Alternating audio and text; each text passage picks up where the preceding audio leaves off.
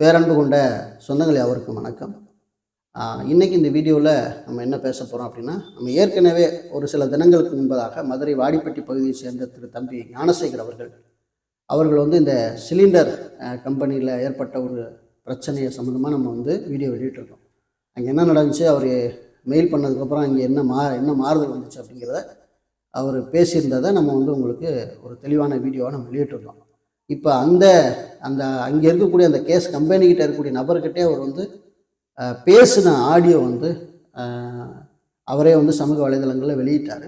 So நாமளும் கூட அதை ஏன் வெளியிடுறோம் அப்படின்னா, உங்களுக்கும் இந்த மாதிரி சிலிண்டர் சம்மந்தமான பிரச்சனைகள் இருந்தால் நீங்களும் இது போன்ற தீர்வுகளை எட்டிக்க முடியும். அதற்காக ஒரு விழிப்புணர்வுக்காக தான் இந்த பதிவு.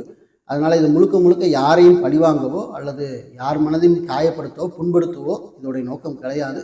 முழுக்க மக்களாகிய உங்களுக்கு விழிப்புணர்வு தர வேண்டும் என்ற ஒற்றை நோக்கத்தோடு மட்டுமே இந்த ஆடியோ வெளியிடப்படுகிறது என்றதை நான் முதலாவது உங்களுக்கு நான் தெரிவித்துக்கொள்ள விரும்புகிறேன். அதனால் மறக்காமல் உறவுகள் எல்லாரும் பாருங்கள். நிறைய உறவுகள் எப்படி கம்ப்ளைண்ட் பண்ணுறது அப்படின்னு கேட்டிருந்தீங்க. இந்த வீடியோ கீழே அந்த அட்ரஸ் எல்லாமே கொடுத்துருக்குறேன். எந்தெந்த பிரச்சனைக்கு நீங்கள் எங்கே கான்டாக்ட் பண்ணி நீங்கள் கம்ப்ளைண்ட் பண்ணணும், மெயில் பண்ணணும் அப்படிங்கிற டீட்டெயில் இந்த வீடியோக்கு டிஸ்கிரிப்ஷனில் கொடுத்துருக்குறேன். உறவுகள் நீங்கள் எடுத்து பயன்படுத்தி சிலிண்டர் சம்மந்தமான பிரச்சனைகளை நீங்கள் தீர்வு காணும்படி அன்போடு கேட்டுக்கொள்கிறேன். வாங்க வீடியோக்குள்ளே போகலாம்.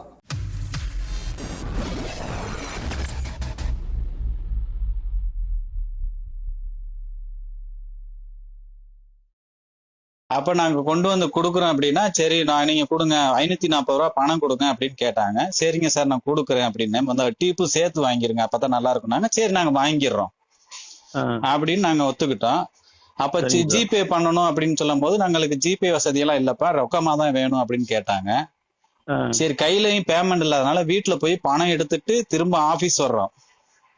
ஆபீஸ்ல பணத்தை நாங்க கட்டுறோம். பணத்தை கட்டும் போது எங்களுக்கு பில்லு கொடுங்க அப்படின்னு கேட்டப்ப 190 ரூபா போட்டு பில்லு கொடுக்குறாங்க. நாங்க கட்டுன பணம் 540 ரூபா. சரிங்க சார். அப்ப எங்களுக்கு 540 ரூபாய்க்கு பில்லு ஏன் போட மாட்டேங்கிறீங்க அப்படின்னா, நீங்க இந்த மாதிரி ரெகுலேட்டர் பழச கொடுத்துட்டு தானே வாங்குறீங்க அப்படின்னா, ஒன்னு ரீப்ளேஸ்மெண்ட் அப்படின்னு சொல்லியிருந்தா நீங்க எங்கிட்ட பணம் வாங்கியிருக்க கூடாது. நீங்க சொல்ற ப்ரொசீஜர் படி நீங்க ரெகுலேட்டர் இதெல்லாம் கழட்டிட்டு வரக்கூடாது அப்படின்னா, நாங்க முதல் முறை வந்தப்ப நீங்க வீட்டுல போய் வைங்கப்பா, நாங்க ஆள் அனுப்புறோம், செக் பண்ணிட்டு என்னன்றத பாத்துட்டு நீங்க பணம் கட்டுங்கப்பா, இல்ல என்னன்ற அப்படின்னு சொல்லிருக்கலாம். அப்படின்னு அவங்க சொல்லிருக்கணும், ஆபீஸ்ல இருக்கவங்க சொல்லிருக்கணும். செய்ய தவறிட்டாங்க சார். இல்ல இப்ப இது எல்லாம் தவறுதான் சார். எங்களுக்கு ஏன் சார் பில்லு தரல? அப்ப ஃப்ரீ காஸ்ட்ல, அதாவது நாங்க அந்த ஜியோ எல்லாம் நாங்க படிச்சுட்டோம், படிச்சு பார்த்து அதுல ஃப்ரீ தான் போட்டிருக்கு. சரிங்களா? அப்ப நீங்க ஃப்ரீ ஆஃப் காஸ்ட நீங்க காஸ்ட் எதுக்கு பணம் கேக்குறீங்க? அது மோசடி தானே நீங்க செய்யறீங்க. இது எந்த விதத்துல நாங்க கேட்டா அவர் என்ன சொல்றாரு அப்படின்னா, சார் நீங்க என்னங்க சார் நாங்க கொடுத்த பணத்துக்கு பில்லு கொடுங்கன்னு கேட்டா 190 ரூபாய் கொடுத்துட்டு இவ்வளவு அதிகாரமா பேசுறீங்க அப்படின்னா, உங்களால என்ன முடியுமோ அதை போய் பாரு அப்படின்னாரு. சார் நாங்க கன்சியூமர்ல கூட நாங்க புகார் கண்டிப்பா பண்ணுவோம் சார் அப்படின்னா, நீ எங்க வேணாலும் போனா அங்க நான் பதில் சொல்றேன் அப்படின்னு சொல்றாரு. இவர் பேசின அனைத்தும் நாங்க வீடியோவா பதிவு பண்ணிருக்கோம். சரிங்க சார். நீ கீழே ஆரம்பத்துல இருந்து பணம் கொடுத்ததுல இருந்து கடைசி வரைக்கும் நாங்க ஃபுல்லா வீடியோ ஆயிருக்கு. சரிங்க சார்.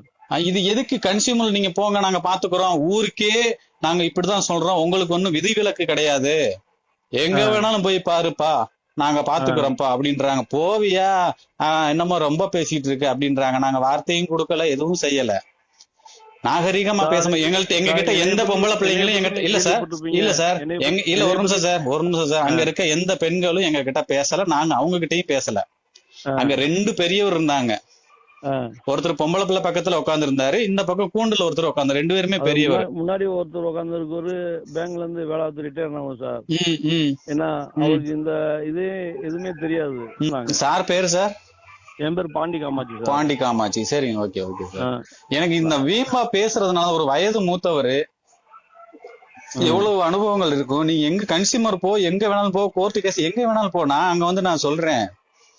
அந்த வார்த்தை சொன்னதுனாலதான் நாங்க இவ்வளவு தூரம் போனது. இப்படிலாம் பேசக்கூடாது சார். நானு 15 வருஷமா கேஸ் கம்பெனி வச்சிருக்கேன் சார். இது வரைக்கும் இல்ல ஒரு 2-3 பேரு ஒரு தவறு பண்ணிட்டாங்கன்னு சொல்லி நான் மாத்தினேன்.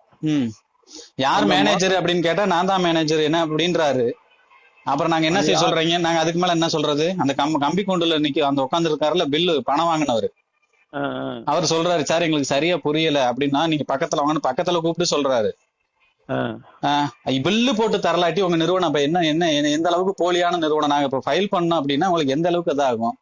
ஏன் இப்படி எங்களை ஒரு அதாவது ஊருக்கே ஆனதுதான் உங்களுக்கு, நீங்க மட்டும் விதிவிலக்கு இல்லைன்னா அப்ப நீங்க கொடுக்கப்பட்டவங்களுக்கு அப்புறம் இப்படித்தானே நீங்க செஞ்சிருக்கீங்க, அது வெட்ட வெளிச்சமா தெரியுதுல்ல சார். அப்படிலாம் கிடையாது சார். அவங்க சார் அப்படி இல்லைன்னா இப்போ நீங்க சார் இப்ப நீங்க பணத்தை வாங்கிட்டு எங்களுக்கு ஏன் முறையா பில்லு தரல, அந்த இதுக்கு நீங்க பதிலே சொல்லல. அவங்க செஞ்சது தப்பு, மன்னிச்சிருங்க அப்படின்னு தான் சொல்றீங்க.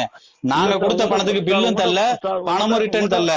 சார் உங்ககிட்ட நான் சொன்னேன்ல சார், இது வந்து ஆக்சுவலா கொண்டே வரக்கூடாது, செக் பண்ணிட்டு மேனுஃபேக்சர் ஃபால்ட் இருந்தா நம்ம ஃபால்ட் ஃப்ரீ ஆஃப் காஸ்ட்ல மாத்தி கொடுத்துருவோம். ஒருவேளை உடஞ்சி புரோக்கன் ஆயிடுச்சுன்னா சில பேர் கரெக்டா தெரியாம உடைச்சிருப்பாங்க சார், அந்த நாப்ப உடைச்சிருப்பாங்க. நாங்க அதாவது சார் நாங்க உடைக்கல, சரியா இல்ல, நீங்க எதுவுமே இல்லாம எங்களுக்கு எந்த அதாவது சார் ரிப்பேர் என்ற ப்ராப்ளமே இல்லாம நீங்க எப்படி 340 ரூபாய் எப்படி பணம் வாங்குனீங்க, எதுக்கு அந்த பணம் வாங்குனீங்க? சரி நாங்க எடுத்துட்டு வந்தோம் சார், தப்புதான் சார். நீங்க எதுக்கு சார் எங்கிட்ட பணம் வாங்குனீங்க? செக் பண்ணிட்டுல நீங்க பணம் வாங்கியிருக்கணும் சார். அதான் சார் ஒரு மெக்கானிக் வச்சு செக் பண்ணி தான் செஞ்சிருக்கணும் சார். சார் நீங்க உங்களோட ஃபார்முலாவே சொல்றீங்க, எங்கிட்ட என்ன அதுல செக் பண்ணாம எதுவுமே செய்யாம எதுக்கு எங்கிட்ட அமௌண்ட் வாங்குனீங்க? இப்ப எதுக்கு வாங்குனீங்க அதை சொல்லுங்க, அதை பதில் சொல்லுங்க. நீங்க செக் பண்ணல, எதுவும் செய்யல, எங்க போறோம் பதில் நாங்க பெறணும்னு கேக்குறோம் சார். அவங்க வர சொல்றேன், நீங்க பெருந்தன்மையா மன்னிச்சு அனுப்பிச்சுடுங்க.